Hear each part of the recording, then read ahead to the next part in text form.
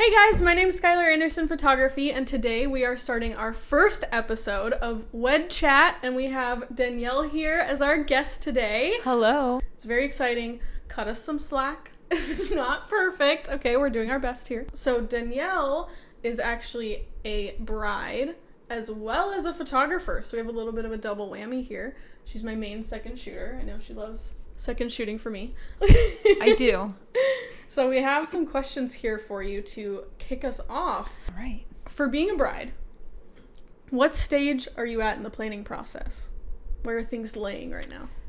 All of the vendors are booked, and I thought finding all the vendors would be the hardest parts, and I think that's the most fun part because it's figuring out what style of the wedding do we want and who's going to fit that style and the budget, which is really stressful. So I thought, okay, the worst part of it's done, but now it's all the little details, which I'm sure a lot of brides are like, oh, I've been waiting like my whole life for this. I get to do all the little details and this and that. And no, I hired the vendors. Can't they do the rest? Well, I need wedding music, right? So over the years, I did a 2-year engagement because I understand how much goes into planning a wedding, because I got engaged at the beginning of 2021 and all those 2020 brides are like, move over. So it's like, you can have this year. Yeah, they really bombarded 2021 pretty hard. So one of the things I've been thinking about a lot is what I'm going to walk down the aisle to. Mm-hmm. And so as a joke, Nick, my fiance, we're talking about, I wanted the Imperial March because I was like, how funny it would be, like those doors open and it's just bum, bum, bum, yes. bum, bum, bum. That's so funny. Earlier I said you should do Star Wars. Yeah, and I was like, just wait. So I had it, I was like, that would be really funny. Maybe if there's music playing at the rehearsal, that'd be a good time to like pull that prank.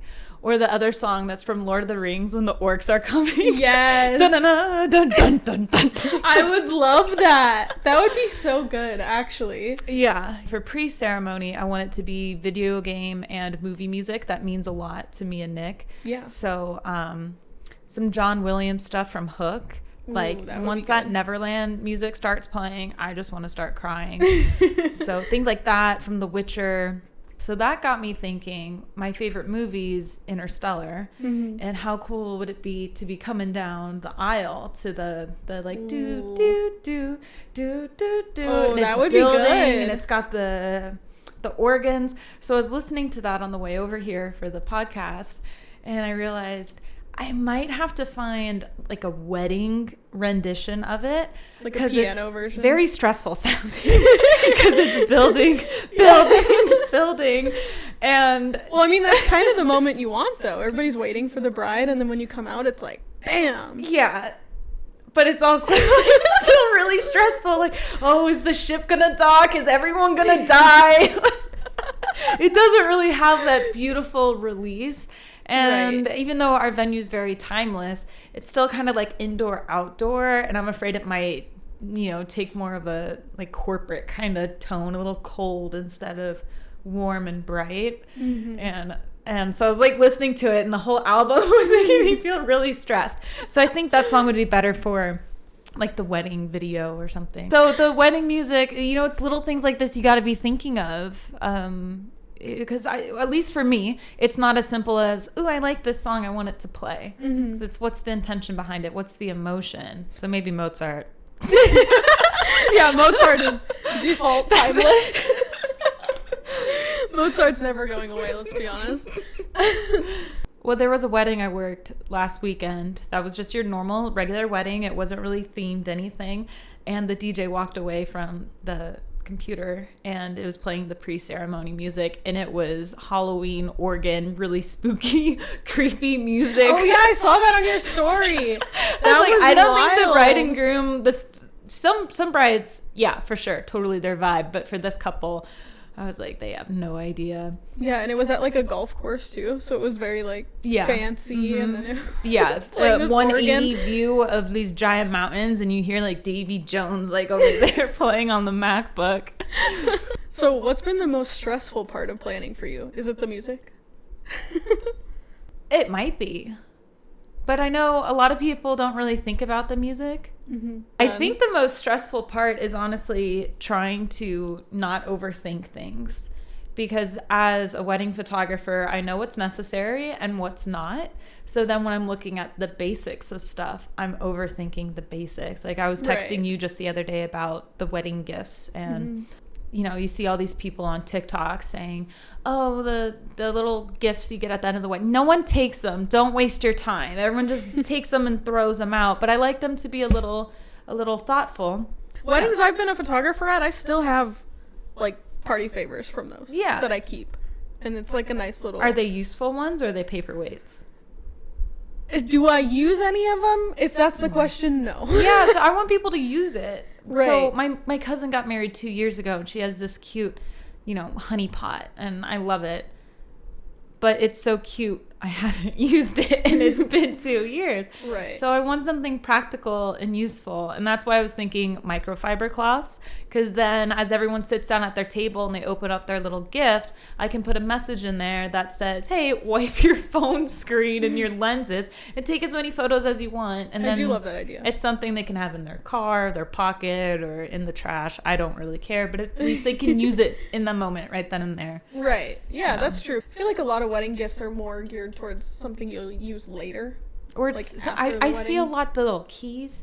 Some weddings it's just a key that does nothing. It's just a table decor, or it's one with a bottle opener built into it, which is cool, but okay, the key doesn't go on a keychain. It doesn't magnet onto the fridge, and then you go to open a bottle with it and it breaks. So yeah, my favorite wedding gift I've ever seen was actually they handed out little packets of seeds to grow like flowers. Okay. Like wildflowers? Yeah, like a little wildflower seed packet. So I took one of those home, being the little goblin sweet. that I am. Well, yeah, you always got to snag one for yourself. Yeah. So I took it home and I planted it, and it never grew. None of the flowers ever sprouted, and I don't know if that's because I just can't keep a plant alive to save my life, but I'm wondering how many of those did sprout. Yeah, not here. Yeah, so that was interesting. It probably depends where the seeds are from. Yeah, it was a good thought. Yeah. But I think in execution, it didn't. Especially because the whole theme of it was like, this is going to help us grow our love, and it never grew. So it's got to go with the theme. Flowers aren't timeless. They die. Very true, very true. Or they just never grow in the first place, apparently. Right, there you go. I've seen people do custom like wine bottles and labels with their engagement photos on it, but I don't have that kind of money. Yeah, but then once you drink the wine, you throw the bottle away. Yeah, recycle the bottle. I guess. Yeah. So it's the little details that are so I think about it, I write it down, and then I kind of push it away and wait and see how I feel in 3 months, which is so nice because looking at my wedding notes from a year and a half ago, I'm like, I was looking at what venue, what dress, what. I'm so glad I just picked the big ones, sat on it for 6 months, then booked. We've seen so many weddings, big budget and small budget, and you can see big weddings where there's no love and small weddings where it's full of love. And then also small weddings that look like they were just like strung together. And it's about the couple, what they want. And I want a little mix of both to see that I didn't just throw this extravagant affair just to do it. I want it to have a lot of meaning and purpose. Yeah. And I feel like a lot of those little details that do stress you out is really what makes the difference, though. Yeah. All the little things. Sweat and tears part of it. Yeah, exactly. So if that's been the most stressful, what was the most fun part? I keep saying was because I know we're near the end, but probably picking out the venues. Yeah, like actually getting to tour them and see them. Sometimes they give you food. They're like, oh, you can try our food. Well, only one venue did that, really. And then once you sign for your dress and for the venue, you get free champagne. Like, hey, thanks for giving us thousands of dollars. Here's I paid for a glass of champagne. Yeah, I was so excited when you got picked your dress. Oh my gosh, I wish I could tell you guys. That was actually probably the best moment because I had my maid of honors there and my mom and Nick's mom. And that was just like a really sweet, wholesome moment. Yeah. And the dress that I picked was at the first shop I went to, and it was completely a different style than what I thought I'd like. Again, as a wedding photographer, there's so many things, so many styles I've seen, and trying on the dresses, sure, everything fit. It looked great, but I was seeing my clients, and I didn't see any dress that was like unique to me, and I wanted one where I looked in the mirror and I saw me and not, oh, so-and-so wore this 6 months ago, and someone else wore one like this, a year ago. Right. So that was cool, finding that moment. And it's almost like when people say, how did you know that Nick was the one? But with the dress. And it's true, you do have that moment. And that happened at the first shop. So I was like, this is just a fluke, whatever. I'm going to 2 more shops. I'll find something that will top it. I didn't find anything that even came close to that dress. Yeah, I mean, the one you got is like just so you. It's so you. It's perfect. I wish I could give details, but like, I don't know if Nick's going to watch this, but man, it's so you. And it's beautiful. It's not something I feel like I've seen before. So I feel like it's I haven't photographed anyone in a dress like this yet either. Similar, but not quite this one. So I feel like it has a little bit of trend to it, but still that timelessness. It was actually you on our Tucson wedding trip that put the idea of this dress in my mind. Ooh! Because I always thought, ooh, intricate backs with the beading and the lace, but also I'm really cold, so I'm like, no, what do you call it, like tube top? Yeah, the strapless. Tube top. No, I'm gonna call it that from now on. It's a tube top dress now. Yes. None of those are little like spaghetti strap ones. I was like, I need something with like, something solid. Yeah, or a big veil to at least wrap myself up in. And this one's more traditional, simple. But yeah, so your comment was about, I like a dress with like that makes you want to kind of like grab onto it, or you said something about a clean texture, and I thought about that simplicity. Oh yeah, tulle. I hate tulle.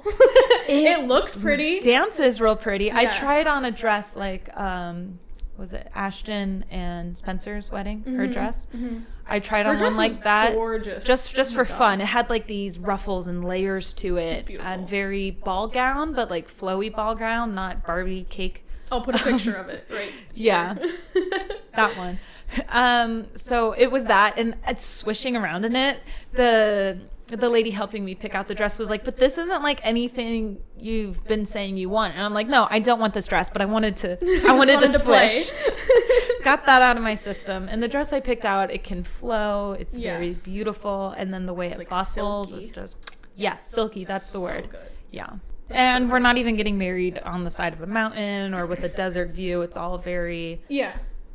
I don't know how to describe the venue because it is mainly inside, but the ceremony site, it's at Soho 63, by the way. Which is a gorgeous venue.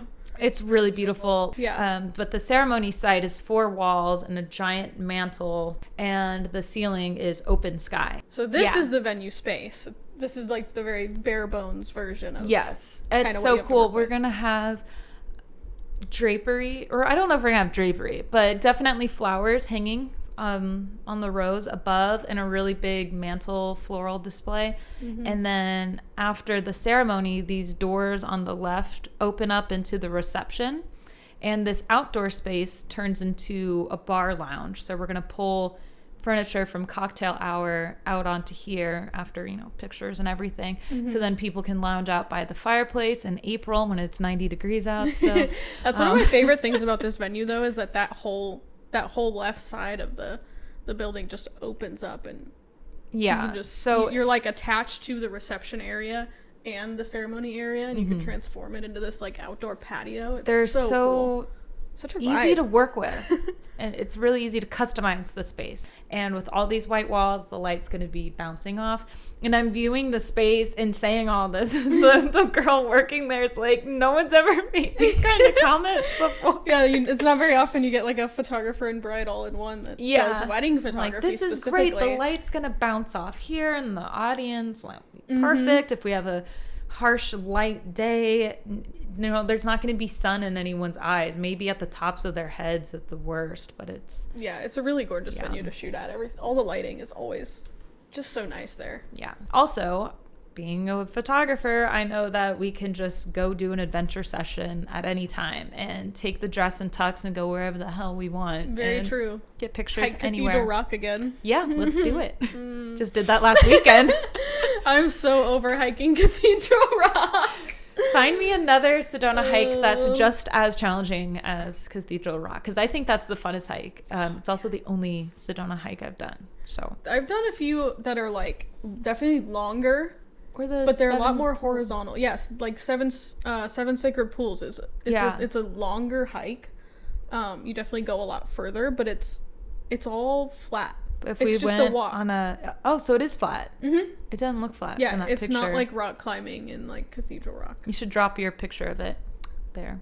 That picture. Yeah, I want that to go after it rains, or hike with some buckets of water so I can fill the pools. Yeah, that's one of the things about that shoot too, is it was actually raining while we were doing the shoot. It was like a nice little soft sprinkle. And they had these awesome clear umbrellas that we were using as kind of props. I love that. It was so nice. Yeah, so nice. I'm the type of bride that if it rains, we're photographing in that rain. Yeah. I was actually like one of the coolest weddings I've ever shot, because she told me, I was really confused about it at first when she was first telling me about it, but she had like a brunch ceremony. So around like 11 o'clock was her ceremony and everything, and we wrapped all that up around 1, but she had me booked for a full day. So I was like, what is going on here? Like, how is this gonna work? And so when she explained it to me that like her whole wedding day is gonna be over at like 1 o'clock, and then the rest of the day she just wants to go to like 3 or 4 amazing locations and take pictures, and she was like, pictures are my biggest priority, that's like all I care about. Dream and it was client. so good. It was so much fun. We went to Seven Sacred Pools, was one of my favorite spots. I think we went there last actually. And then we went to I never know the name of it, but it's like, it has a view of Cathedral Rock, but it's not at Cathedral Rock. It's like behind Cathedral Rock. Okay. And it was like such a short little hike, but that Could it be spot, the Little Horse Trail, or because that's near Cathedral? I think it was like Secret something. Okay. Something with this word Secret in it. Cathedral Rock. Secret Cathedral Rock. Yes, that sounds right. But it had this gorgeous view of Cathedral Rock without hiking up Cathedral Rock, but it was so windy. And with the amount of time we had, I mean, we had a lot of time, but we had 2 or 3 locations to get to, and to do the actual Cathedral Rock hike was just not realistic. But the places we did go to it was one of my favorite wedding days. Honestly, people should just do styled shoots, because like that's not a lot of work. Because we got what was it? It was a lot of work for me. Well, yeah, for you. It was like so much work for 3 me. to 4 hours of just constant photography. And you don't have to worry about your guests. It was so nice. Or anything going on. Don't You can have to take breaks. Yeah. That was a lot of fun. Those were some really good pictures. All right, so I want to ask you, what's something that you wish you knew before you started planning? Something that if you could go back in time and like tell your past self, what would it be? I think I wish I knew to really think about the wedding party. It was something I've been thinking about my whole life, as friendships come and go and whatnot. Right. And I picked 3 maid of honors because I thought I was going to have 8 bridesmaids, and I ended up having 5. It's not stressful, but I want everyone to feel important as a maid of honor. And they don't really know each other. And I tried to plan for that by having like a housewarming party and a birthday party beforehand where everyone could meet and hang out, and then have multiple parties throughout the next 2 years of the engagement so people could hang out. And of course, not everyone shows up, people cancel. Right. And so we're planning the bachelorette, and it's like still, I've been engaged over a year now, and out of these 5 people, 2 still don't know the other 3, and I'm like, I tried to prevent this, and that happens all the time. I don't think there's a way to really get around it. But just really, take your time with who's in your wedding party. So being invited to the wedding itself is such a huge deal. Literally. And I've never been a guest to a wedding ever in my life. I've always been a photographer. So being an actual guest at Danielle's wedding is going to be like the greatest thing ever. I'm so excited. I know you were kind of worried about me being not like the photographer, but I'm like, I'm happy to be the guest. Like, I'm happy to like celebrate and have a good time. I can't believe that, because everyone wants to party with you, and that's why they well, that's not why they hire you as their photographer. I mean, that's a good reason. But it's a big part of it. Yeah. I mean, a lot of the couples I have end up being my friends, and we end up having a lot of fun, and that's the only way I've ever really experienced a wedding, so it's gonna be definitely something different to see it from the other side. But I'm very excited. The way we met was literally we had a mutual friend, and he thought she was me, and he ran up to her and was like, "Oh my god, hi Schyler," and she was like, "Who the heck are you?" And he was like, "Look, this is her Instagram." Yeah, back then I had longer hair. Was yeah, blonde. we were both blonde and very similar, but he immediately was like, "You two need to be friends." Yeah, I was like, I know her name. I've seen her work, but I and here he is showing me your profile that I've seen before. And I was like, how girls can be. So I was like, I like her work, but I don't know if she'll like me. But if she likes me, then yes, I like her too. If you want to make an introduction, that would be awesome. That's literally how it went too. He was like, hey, you guys look similar. You guys both like photography. Be friends. And I was like, yeah, totally. We're friends now. And she was like, yeah. Also, my confidence in photography at the time was like, and so Schyler's younger than me, and she's like, I can take on anything. So here she is shooting weddings full time, being a total badass. And I'm like, I offered the first time I shot with her to shoot for free as like a third shooter, just to get like her opinion on my work. And you were like, dude, there's nothing wrong with you. Yeah, you were so like, oh my gosh, you were so overthinking everything. Yeah, because I never worked with another photographer. So it was all. So we talked about how we met. Yeah. How did you and Nick meet? In high school. Yeah. He was my high school crush, and I was his. And we had the same friend group, but we never really talked to each other. So Nick's been, I've been attracted to him for a long time, I guess technically since I was like 14. But we started dating at 18. I would come to school baking fresh goods, and I would offer them to him directly, and he would be like, no thanks, I'm not hungry. And I was like, it's 4th hour, we have lunch in 45 minutes, what do you mean you're not hungry? Yeah, I love cookies. I gave him shit about that for a long time, because then once we started dating, he was like, so I never had those lemon bars, can you make me those lemon bars? I'm like, no, you should have had them. Should have had them when you could. Fast forward years later, I find out that our friend told Nick later that night, if you want to date her, you have to actually talk to her. Yeah, you have to interact a little bit. Yeah. I'm just like, here it is now 10 years later, and I'm still just like so in love with who you are on the outside and the inside. Mm-hmm. And so then we just picked like, I don't know, January 2nd to be our anniversary, because that's when how you know it's we real. Came back. Yeah. When you just pick a day. Yeah, I was like, I don't know what day we started actually dating. So this is Nick. This is the man of the hour. You guys are... Yeah, he's also in that magazine. Yeah, it's kind of everywhere. But you guys just look so good together. Like, there's no other way to put it other than, like, you guys just look so good together, and your really chemistry, cute. Like, it's so good. So this was your fake wedding. Yeah, right? This is the fake wedding. This we're happened. Not married yet. What was it? About 10 months before our actual wedding. So this was the practice take. Yeah, he was a trooper for this too. So we appreciate he's a total sweetheart. Very kind. Puts up with me. I don't know how he does it. Now we know how you and Nick met, but how did he propose? I bought a house because after COVID, or during COVID, I got sick living with my parents, and I was like, all right, I'm going to buy a house. Let's do it. I've been saving up for a wedding for 8 years, and that's not going to happen anytime soon. So I'll take that fat chunk of money for a wedding and put it into a house, which I think is a great thing. Smart choice to do. So here I am. I am celebrating. House is sold. Very Nick's exciting. parents are there. My parents are there. We have the realtor. This is like our ribbon cutting ceremony. And these are some of my favorite pictures here, where you're kind of showing off. You're like, yeah, this is my front door. This is the house. Come on in. We got champagne inside. So cute. Yeah. And then we're posing for photos out front, and here I am again holding the sold sign, and we got pictures of Nick's family, my family, and then everyone's saying, well, let's get some of just the two of you in front of the door. No one has any idea what's going on. I have my arm around Nick, and he keeps like taking steps away from me, and I'm looking at the camera and I'm going, like pulling what are you doing? What are here. you doing? And he keeps getting further away, and I'm just smiling at the camera, and I'm like, what are you doing? Come here. And I look down and I'm just like, oh, that's what you're doing. With the sold sign in your hands. The sold sign. All I kept saying was, oh my God. I was just, oh my God, oh my God, oh my God. And then there's the ring and I'm holding it and I'm looking at him. I'm like, this is happening. I look up at everyone else. He didn't tell anyone. No one knew. He gave my phone to take pictures to our realtor's husband and just said, here, take some photos. He didn't say like, hey, I'm going to propose. No. So everyone's just like, oh my God. His mom's like screaming, oh my God. Everyone's crying. It. And I'm going to like grab the ring to like put it on, right?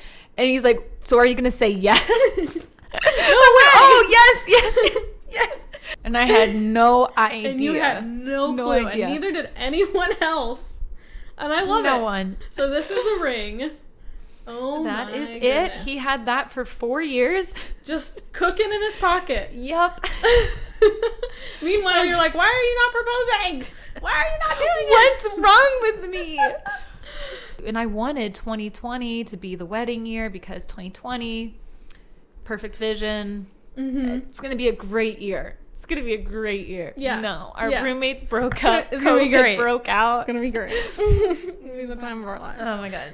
And I started crying when I turned down that street. Little did I know that house is going to be yours. And that's also where he's going to propose. That's so wild. I just love that you're like holding the sold sign in your hands.